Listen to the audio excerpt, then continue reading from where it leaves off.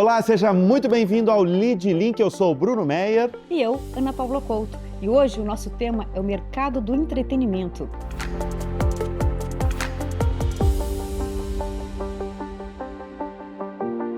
E no Lead Link de hoje nós vamos conversar com Gui Marconi, sócio-diretor da Diverte, muito responsável pelo circuito sertanejo. E também com o Kairê Aoas, que é empresário, sócio da Diverte e o homem por trás do Camarote Bar Brahma. Obrigado pela presença aqui no Lead Link. Obrigado a vocês aí pelo espaço. Nós que agradecemos, é um prazer estar aqui.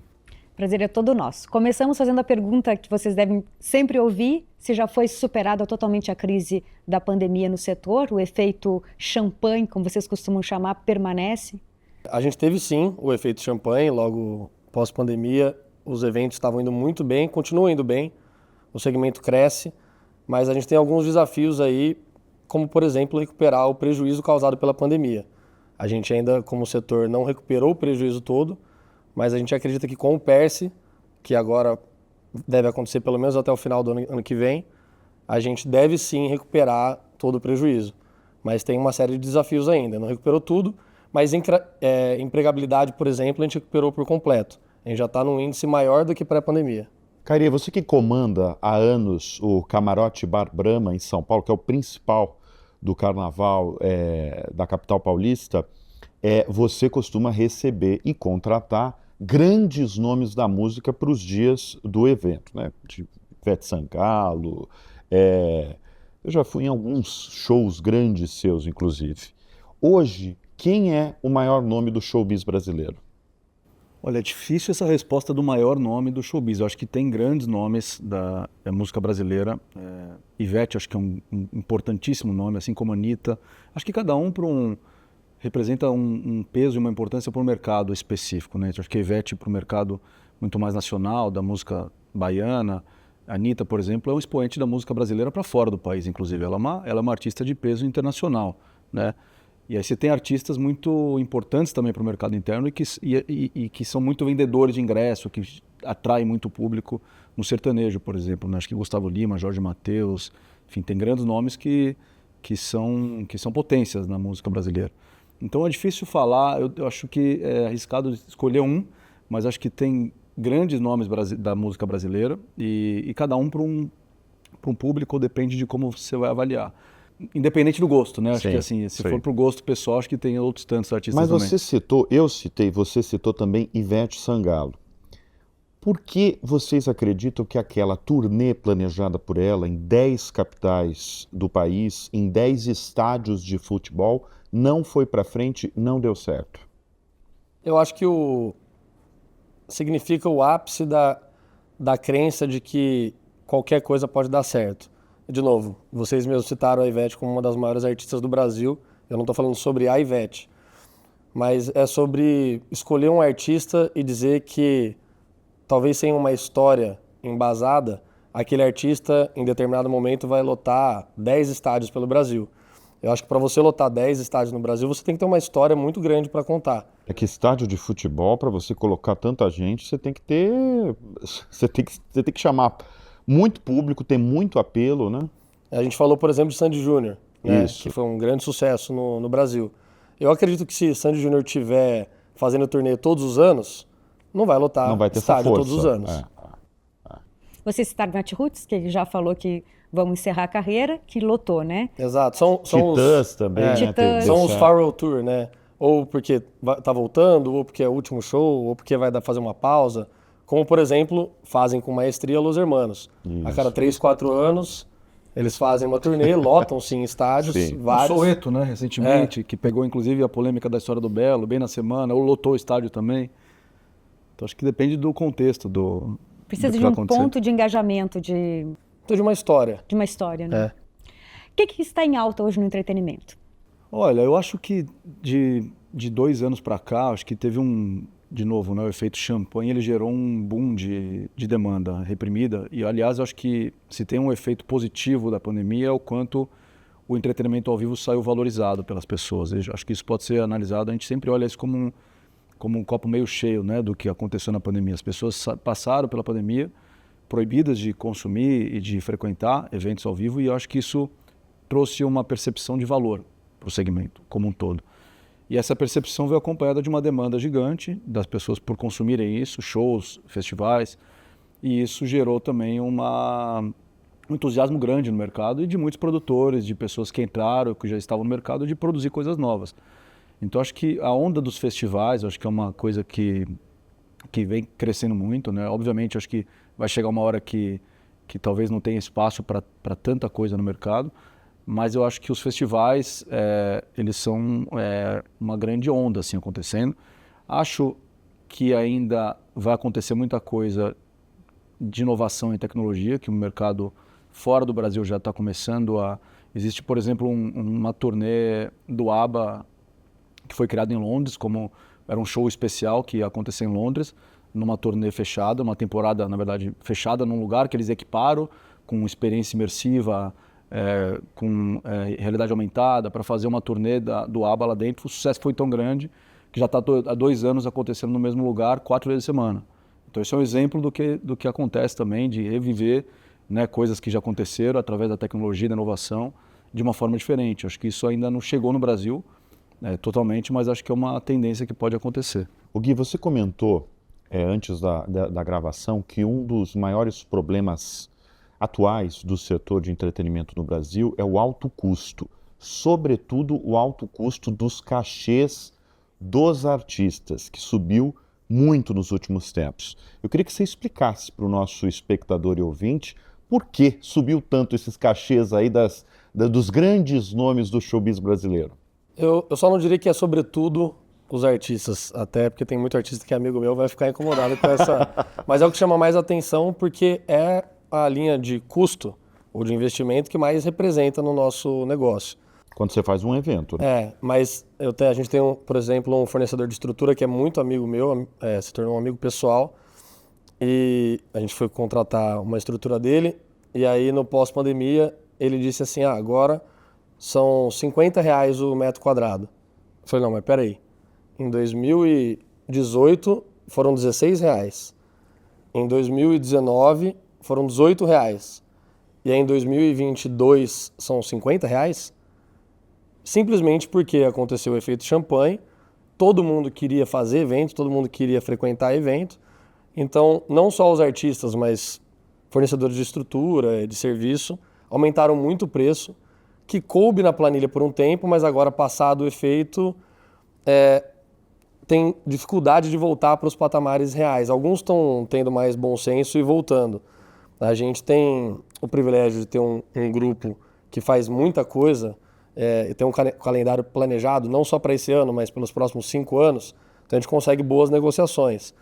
Mas se uma pessoa decide fazer um evento semana que vem, pontual, vai enfrentar dificuldade pelos altos custos. Você falava, né, o faturamento é alto nesse momento, mas o resultado não está entregando tudo que o segmento espera. Isso não é sustentável, né? Exato. Eu lembro de ver uma das primeiras planilhas, assim, eu vi que o evento cresceu 50% versus pré-pandemia. Eu falei, nossa, fantástico, né?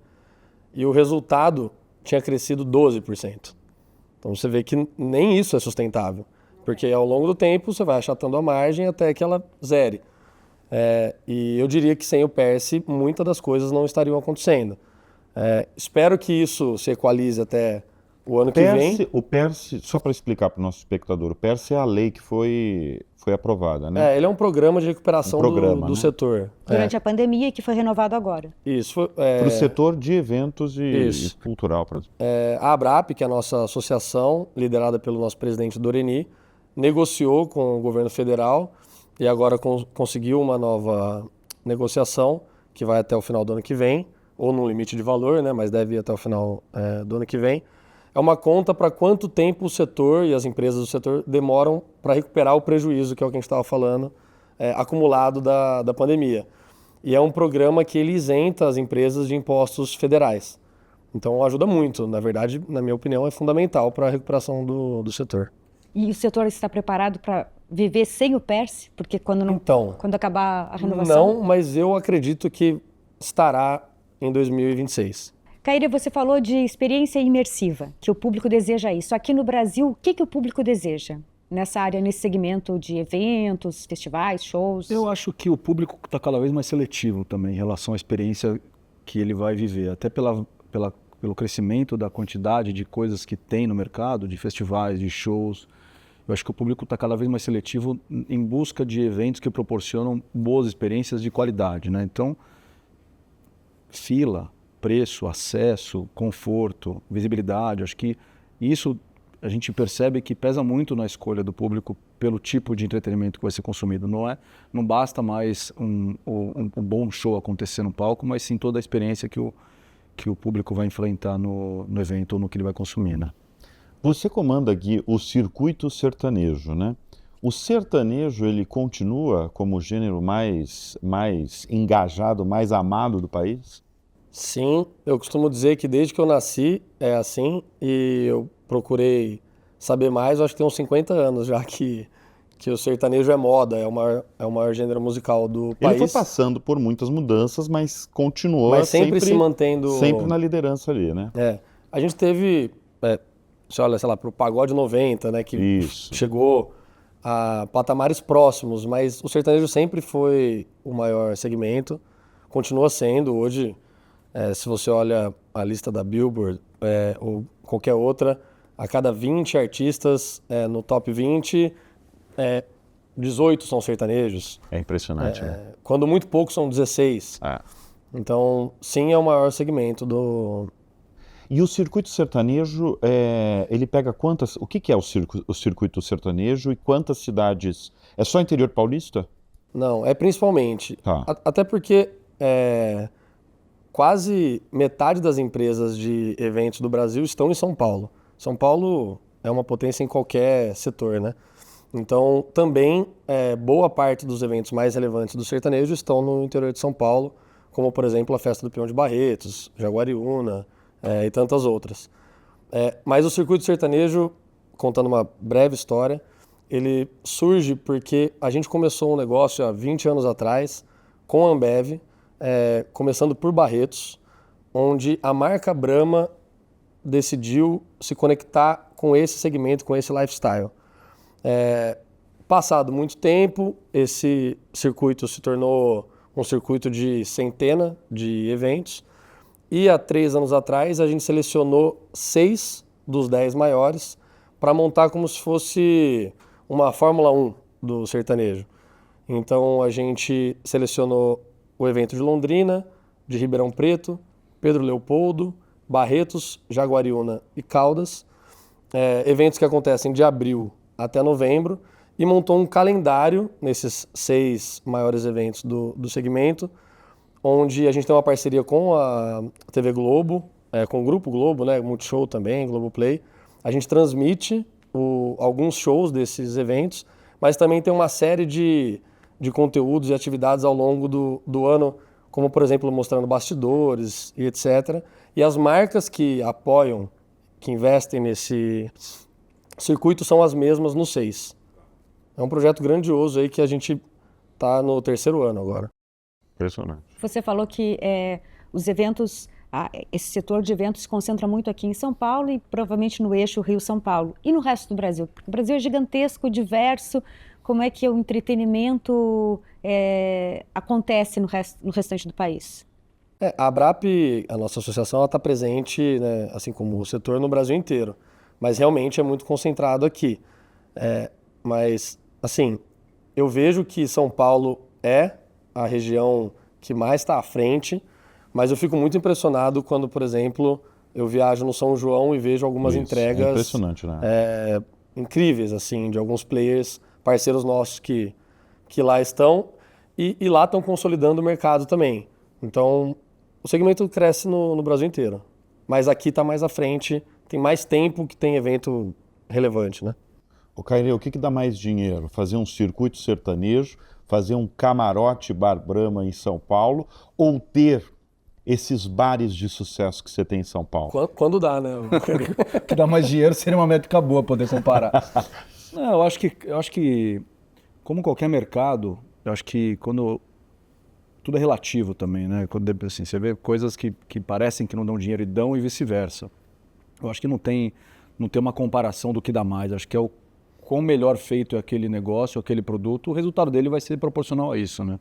Mas agora eu queria falar, a gente está falando de grandes eventos, né? Circuito sertanejo, camarote, bar Brahma, vamos falar de bar, porque você é dono de grandes bares em São Paulo, como eu já falei. Como é que está esse setor? Porque a gente escuta falar, até mesmo aqui no Lead Link, a gente teve em outros programas falando desse setor específico, de restaurante, bar, e a resposta não foi assim tão animadora que eu lembro, que eu recordo, né? Como é que está o setor hoje? O setor de bar, no Brasil, ele é um setor muito informal e é muito, além de ser muito competitivo, ele não tem muito estímulo para acontecer. Então você pega, por exemplo, fora do país, em alguns países, Londres, Estados Unidos, Inglaterra, Estados Unidos, você tem grandes grupos de bares que pertencem, grandes redes de bares e restaurantes, o que é difícil acontecer no Brasil, por uma série de circunstâncias, entre elas e principalmente o contexto legal e econômico instável que o Brasil tem. Eu acho que é principalmente isso, mas assim, eu acho que ele vem passando por um momento parecido com o que a gente está falando de eventos, também desse efeito das pessoas quererem frequentar, mas as pessoas ficaram 2 anos em casa pedindo delivery, né? E quando puderam sair para um bar, foi uma grande festa. Eu lembro até hoje, o primeiro dia que a gente abriu o Bar Brahma, que é a nossa principal casa, que é na São João Caipiranga, no centro, o dia que a gente reabriu pós-pandemia, que foi uma grande festa. E também gerou uma série de entusiasmo e de novas aberturas na cidade. Então hoje, São Paulo especialmente, é uma cidade e uma capital do Brasil que é muito rica do ponto de vista da oferta gastronômica e de bares, né? Então você pega as listas de melhores bares do mundo, melhores restaurantes do mundo, São Paulo figura ali entre as 5, 6 cidades que mais têm bares nessas listas. Então acho que ele vem aos poucos se fortalecendo, mas historicamente é um setor que é muito vulnerável pelas questões macroeconômicas e legais, principalmente do Brasil, né? E por que a maioria dos seus bares estão no centro de São Paulo? Eu acho que tem uma questão de vocação, tem uma questão de paixão, tem uma questão de acreditar no centro de São Paulo, tem uma questão da nossa história com o centro de São Paulo e tem uma questão que tudo isso gera, que é oportunidade. Como a gente está lá há muitos anos e acredita e gosta e tem paixão pelo centro, isso traz oportunidade. E vocês começaram lá também? E a gente começou lá. Nosso escritório é lá, na São João Caipiranga. Então, que é no Bar Brahma. Que é no andar de cima do Bar Brahma. No andar de cima. É. Ali começou tudo. Ali começou tudo. E hoje a gente tem ali, posso falar as marcas, os bares que a gente tem? Lógico. Então a gente tem ali o Bar dos Arcos, no subsolo do Teatro Municipal. A gente tem o Orfeu, no Copan. O Bar Léo, na Santa Efigênia, na Rua Aurora. O Love Cabaré, na Rua Araújo. O Priceless ali no Shopping Light. Então no raio de 2, 3 quilômetros a gente tem 5, 6 operações que se tornaram turísticas também. Então a gente também tem esse olhar para o que o São Paulo tem como potência econômica e turismo de negócio principalmente, então tem essa procura pelo centro. E qual que é o segredo de um bom bar, de um bar de sucesso? Olha, o dia que eu descobri isso... Não, você não vai contar, né? Porque tem muita gente, seus concorrentes devem estar assistindo também. Eu prometo que eu falo, mas assim, eu acho que não tem segredo, tem consistência. O negócio de um bar, um pouco diferente de um evento, o evento tem uma energia gigantesca, desproporcional para colocar de pé. Né? Esses festivais, os eventos que a gente faz são coisas enormes que geram e mobilizam milhares de pessoas. Comparando com bar, a diferença é que são negócios menores, mas são negócios de longo prazo. Então, um evento é uma corrida de 100 metros raso, que você tem que estar muito preparado, e um bar é uma ultramaratona. Então, acho que o segredo, se é que existe um segredo para um bar de sucesso, é o propósito daquele negócio, né? O que é aquele bar que as pessoas vão encontrar e a consistência disso ao longo do tempo, que é difícil você manter. Um bar com qualidade, quando você abre, ser o mesmo bar com qualidade, serviço, ambiente, oferta de produto, depois de 1, 2, 3, 4, 5, 6 ou 10 anos. E o nosso olhar é um pouco para isso, né? De negócios perenes. O Bar Brahma está lá há 80 anos, o Bar Léo está lá há 80 e poucos anos também. E no centro da cidade? No centro da cidade. Então, aí leva a minha pergunta. Você falou de paixão e também porque vocês gostam muito do centro e estão lá tradicionalmente. Mas é uma área que realmente enfrenta problemas de insegurança, né? Problemas de segurança. Isso afeta quanto o negócio de vocês? Muito, mas assim, desde quando eu me entendo por comerciante ou empresário do centro, foi assim, né? Então, a gente está no centro de família por família. Meu avô foi comerciante na 15 de novembro, meu pai foi pasteleiro na Santa Cecília. E aí depois a gente está no Bar Brahma desde 2001, ou seja, já tem 23 anos. Eu nunca vi o centro Seguro. com uma sensação de segurança. A questão de ser seguro ou não, eu acho que vai um pouco além. Sempre E foi São assim Paulo nos não últimos... É assim, não está seguro. O Brasil e São Paulo, mas o centro tem uma questão da sensação de insegurança. O que acontece no centro e se potencializou na pandemia e pós-pandemia é a mistura da sensação de insegurança com a questão social, de morador de rua, que as coisas se misturam, né? Não necessariamente uma coisa está ligada na outra, mas o sentimento da insegurança também é gerado por uma questão social. E, de fato, o centro teve um agravante da questão social pós-pandemia. Mais pessoas foram morar na rua, o centro existe uma rede de assistencialismo muito grande, né? As pessoas então têm acesso a comida, a albergues, a banheiro público. Então, as pessoas existe isso nessa questão do centro, e isso se mistura com a questão da insegurança, obviamente. E aí eu acho que é um assunto profundo de política pública, a questão social, a questão de segurança. Mas assim, a boa notícia é que de todos os anos, desde quando a gente está no centro, nunca vi o centro com tanta intenção de dar certo, com tanto entusiasmo da iniciativa pública e privada. De 6 meses para cá. É muito recente. Mas o que a gente vê de mobilização do governo do estado, prefeitura do município de São Paulo, e iniciativa privada também, querendo que aconteça, e a gente vê sintomas disso através do mercado imobiliário, muitas coisas lançando no centro. Então, eu acho que uma hora o centro vai ocupar o espaço que ele merece, porque existe ainda muito preconceito, por paulistano, né, que não vai, que tem medo e tudo mais, mas eu acho que é uma questão de tempo. Em outros países, né, a revitalização do centro, né, só um espaço boêmio, né, de circulação, riqueza cultural, arquitetônica. Exato. Né, então... Mas aí, ainda nesse tema, como vocês lidam com esse fato nos bares de vocês? A gente lida não desprezando esse fato, a gente encara o fato, a gente sabe que existe esse sentimento. O que a gente faz é enaltecer as fortalezas que o centro tem. Então, a riqueza gastronômica, a riqueza arquitetônica, a riqueza cultural. Eu acho que o centro ele tem uma vocação para o entretenimento, o centro de São Paulo, assim como outros centros em outros lugares do mundo. E eu acho que essa vocação está cada vez mais sendo descoberta pelo turista e pelo paulistano. Então, o que a gente faz de novo, continuar trabalhando, acreditando, promovendo o que ele tem de bom. A gente tem garantindo de alguma forma a segurança de quem redobrando, frequenta os bares. Investindo mais em segurança, a gente investe mais em segurança, a gente tem escolta para os clientes que param no estacionamento, então a gente tem que demonstrar, não basta a gente ser tem seguro. Uma escolta? Por exemplo, o Bar dos Arcos não tem serviço de valet, que está no Teatro Municipal, então tem o estacionamento na rua de trás. Então, cada casa a gente cria também artifícios para gerar sentimento de segurança para o cliente. Então, o cliente para o carro no estacionamento, a gente tem uma equipe de segurança que acompanha ele até a porta do bar. Então, para tentar transmitir um sentimento de segurança, né? Tem muito diálogo com o poder público também, né? E muito diálogo com o poder público. É super legal da parte de vocês fazer isso, mas é péssimo a gente viver numa cidade que precisa sair do seu carro e ser escoltado por um segurança até o bar que você quer se divertir, né? É a cidade que talvez mais tenha carro blindado no mundo.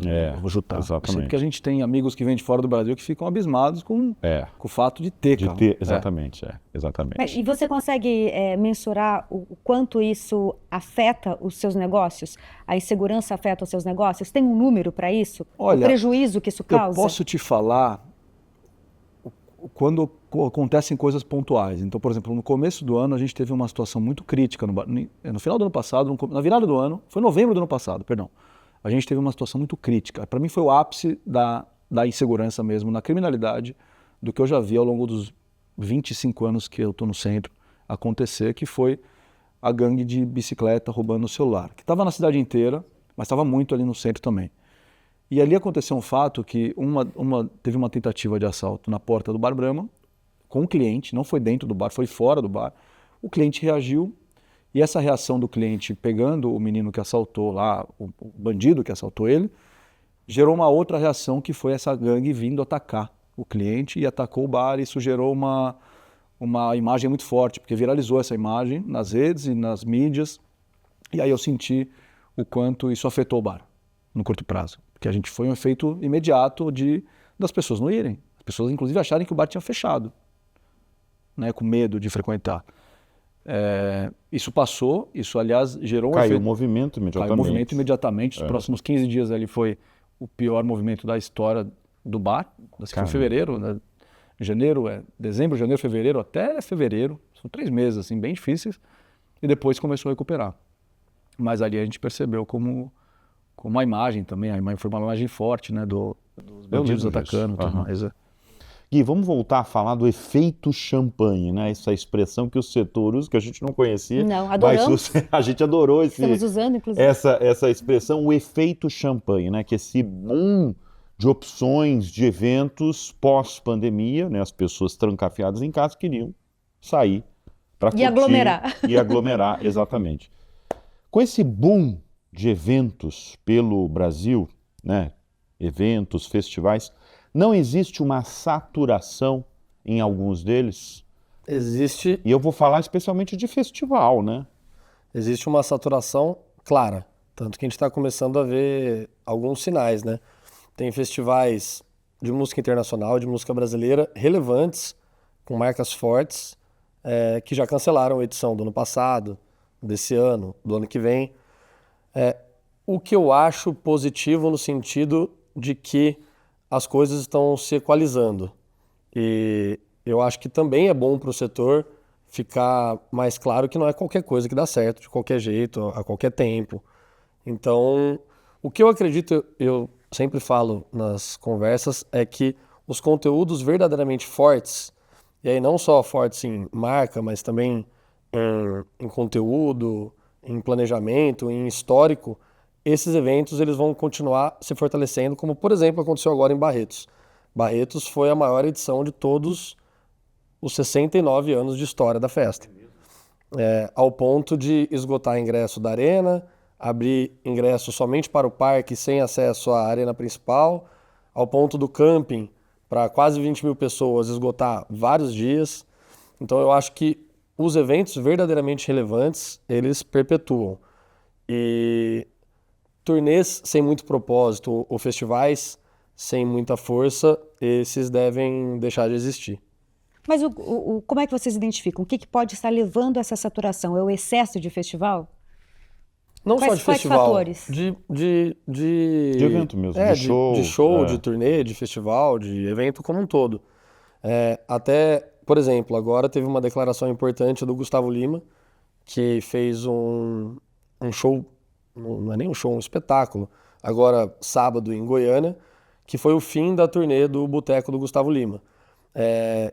E eu até falei, né, que ele merece muito, principalmente falando no âmbito profissional. Ele é um dos maiores artistas do Brasil, um dos que mais se dedica à própria carreira, e ele merece esse fechamento da turnê ao concurso, assim.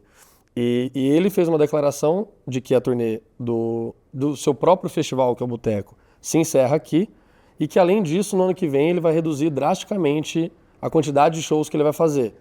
Então, porque também, é claro que ele quer também dar atenção para a família, isso é genuíno, mas ele também percebeu, mesmo ele, do tamanho que ele é, que o mercado não é mais um mercado de se fazer 200 shows, 50 festivais próprios, e que tem que voltar a patamares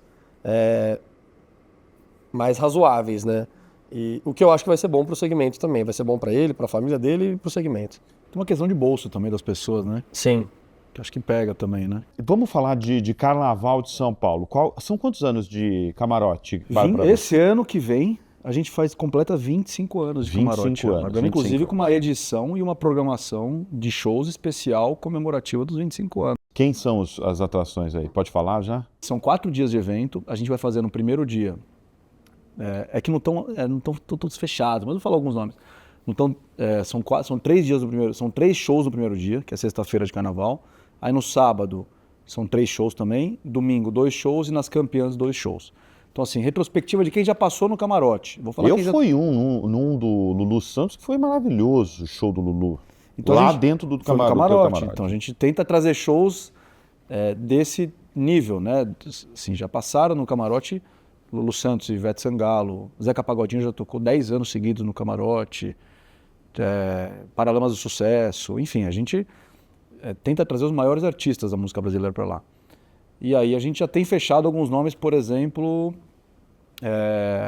Xande de Pilares, Léo Santana, Jorge Aragão, alguns nomes que já estão fechados que a gente não divulgou ainda. Mas deixa eu falar uma coisa, porque eu imagino para você, como empresário do entretenimento, que você deve ter tido muitos desafios para atrair o interesse do Carnaval de São Paulo.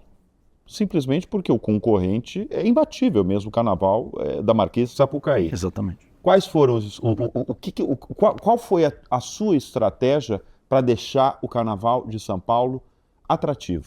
A gente sempre soube desse desafio e o que a gente fez foi decidir promover o Carnaval de São Paulo em primeiro lugar, antes do camarote. Então toda a nossa estratégia de comunicação ao longo e todas as formas de comunicação ao longo dos anos foi divulgar o Camarote Bar Brahma e todos os assets de experiência e tudo que a gente constrói de experiência e de serviço dentro do camarote, mas também divulgar o Carnaval de São Paulo como uma ótima opção de destino. Por quê? Porque o Carnaval de São Paulo ele tem um ótimo custo-benefício. Um espetáculo que é tão bonito quanto o do Rio de Janeiro, e não desmerecendo do Rio, porque eu adoro o Carnaval do Rio de Janeiro, e de fato é o carnaval mais tradicional, com a maior história do Brasil, mas o Carnaval de São Paulo não deixa nada a desejar. Para quem está em São Paulo, muito mais barato e conveniente, seguro e confortável. E não só para quem está na capital, mas aí o que começou a acontecer também é o interesse do interior de São Paulo. O interior do estado de São Paulo começou a frequentar o Carnaval de São Paulo, porque descobriu isso, entendeu isso. É uma questão de tempo, de comunicação e de construção e de transmissão na televisão e tudo mais, e ao longo do tempo foi descobrindo. A gente, como camarote, sempre dobrou a aposta na experiência. A gente sempre investiu muito no camarote com uma experiência independente ou complementar ao carnaval, do desfile. Então a gente sempre fez isso. Então a gente nunca mediu esforço nem investimento para proporcionar uma experiência que fosse inesquecível para o camarote. E o que começou a acontecer é um nível de recorrência muito grande. As pessoas iam para o camarote e iam para o carnaval por conta do camarote e vice-versa. O camarote também virou um pouco dessa âncora no Carnaval de São Paulo.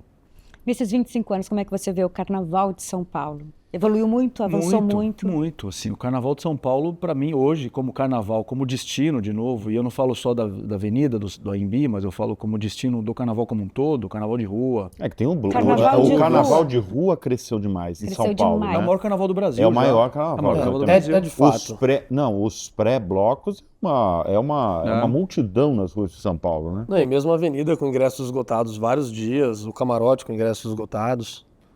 Por isso, porque ele é... Festa fechada com ingressos esgotados. Já é o maior carnaval do Brasil, porque é um carnaval que está na maior cidade, né, do Brasil, mais rica, com ótimo custo-benefício, com uma oferta gastronômica, cultural e de hotelaria gigantesca para as pessoas ficarem na cidade e curtirem outras coisas na cidade, e o carnaval só foi crescendo. Organizado. Com os blocos, que são um fenômeno aqui em São Paulo, o quanto eles movimentam nos bares? Não muito, sabia? Ah, é? Não muito, porque existe uma questão dos blocos de acesso. Então, o que acontece é que, geralmente, as vias que acontecem o carnaval de rua, as vias são fechadas e os acessos são dificultados para chegar no bar. Então, falando em bar, os blocos não ajudam muito, não. Uma surpresa, imaginei o contrário. Ô Gui, eu fiz essa pergunta para o Cairê no início do programa, agora eu vou perguntar para você. Quem é o maior nome do sertanejo no Brasil hoje? Não dá para falar um, mas se eu tivesse que... Eu acho que eu sei o que você, no fundo acha. Não, é porque tem alguns artistas muito relevantes. Eu achava que você ia responder na lata o Gustavo Lima. Não, você já mas eu falou. vou citar dois, um sendo o Gustavo.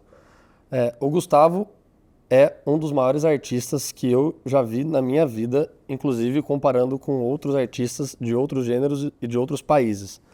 Ele realmente eu ouvi o Leandro, da Ambev, disse esses dias, né? É o Cristiano Ronaldo do sertanejo. Mas por quê? Ele o que precisa para ser esse Cara, ele é extremamente focado em entregar um espetáculo. Nisso eu acho ele muito diferente da grande maioria.